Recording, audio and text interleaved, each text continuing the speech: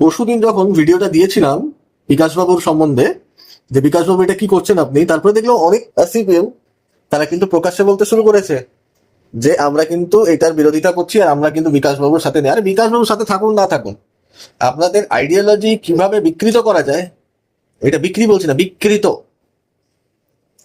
এই তোমার আইডিওলজি সম্বন্ধে বলছি না বাবু, তোমার আইডিওলজি কি?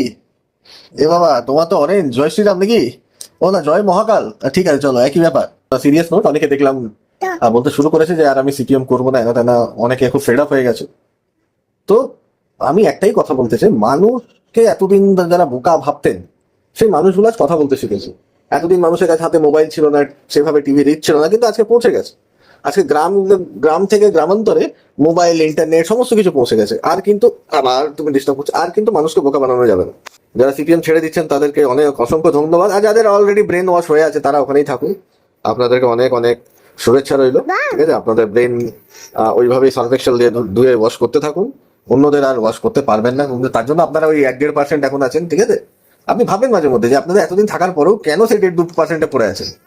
মানে আপনি 2% ওই যে মানে সবকিছু জানে আর বাকি 98% কিছু জানে না, এটাই আপনারা ভাবেন না? কখনো এটাও মনে হয় যে না, আমাদের মধ্যে কি কোনো ভুল আছে? একবার দেখি তো, ভাবনা চিন্তা করুন।